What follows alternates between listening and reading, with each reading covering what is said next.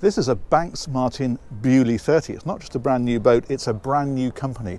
It's a British company. They build these up in Kidderminster, and it's a riverboat, which is why it has much more riverboat styling than the perhaps slightly sleeker styling we're used to seeing on the coast. And what that does is it gives the boat an awful lot of space inside, and that's what's important on the river. People like to be really comfortable on these, spend a bit of time, and it's real home from home stuff rather than racing about. Now we'll start from the back. One interesting thing to point out is they are also doing this with an outboard engine. So if you want the outboard on the back and a bit more space inside, you can certainly have that. I'll explain that a bit more when we go inside. But this one is an inboard diesel. It's a single diesel. And again, we'll come to that. But let's have a look at the cockpit first of all.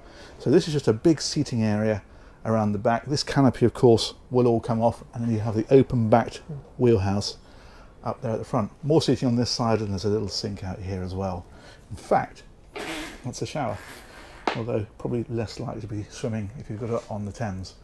Having said that, I mean, this sort of boat you can certainly run as a coastal boat at low speed, so if you wanted to go along the coast and that sort of thing, it would do that. Your helm position is here, so it's where you sit to drive, all reasonably basic because again you don't need all the radar and navigational kit on a riverboat. You just follow the river, it's pretty straightforward. Having said that, it does have the Raymarine screen on there as well, so if you wanted to use it for coastal cruising you could do. Bow thruster on this one and the Volvo Penta engine controls, and then you've got your throttle, so into gear and throttle up and down, and your steering. It's all pretty straightforward.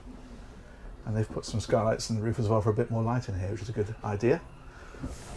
Let's head on inside. Now for a 30-foot boat, this is where this style and shape of boat really score because it's actually pretty big in here. Now this one, they've gone for a completely open plan layout. As I say, this is the very first one they built. I believe they built more since.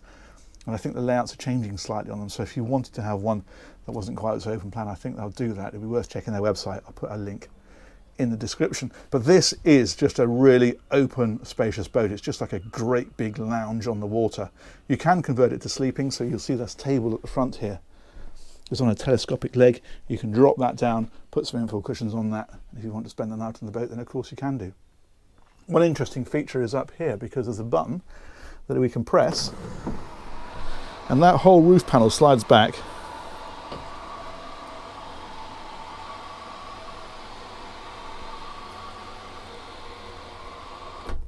and then that really brings the outside in. That's very nice. And these have blinds, that's why it's got these wires across, because these slide across so that if you don't want the light coming through, obviously when the hatch is shut, you can close that across. I like little touches like these lights they put in here, they're very nice. And the galley is over on this side, so it's 2-burner electric hob, and then you've got the oven down underneath, and these are drawers and storage in places like this, and then there's a sink underneath here. Also, little wardrobe back down there, so if you're going to leave a few shirts on here and that kind of thing, then you can certainly do it. And in fact, also back in this area, this looks like a cupboard, but it's actually a little single bed. So if you've got somebody who just wants to tuck themselves away, it gives you another sleeping area on the boat. Now it has to be said, that is obviously fairly narrow, but if you opt for the outboard version, it doesn't have the engine under the floor over on this side, so this has made it a lot bigger. And it was mentioned to me as well that they're taking the door off of it, so that'll just be like an open plan, much larger sleeping area. As I say, this is boat 1. So inevitably there are a few changes to make, but nonetheless, there it is. And on this side, the heads. So in here, there is a shower. In fact, it's got a big rainfall shower there as well. That's rather nice. And then your toilet is there, and your sink, and so on.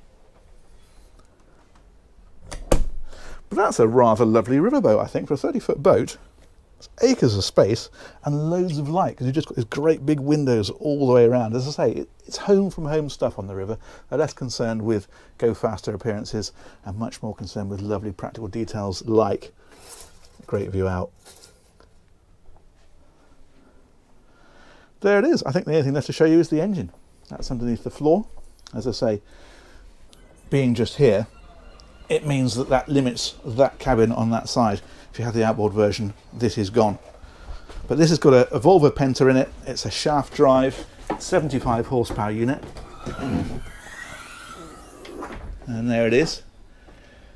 And that's giving the boat about 12 knots flat out, cruising at about 8. I did ask what the range was. He said to me they filled the boat up when it was first launched.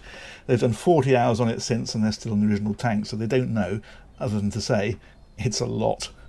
But that is very typical of a small engine displacement boat, of course. They just don't use very much fuel at all.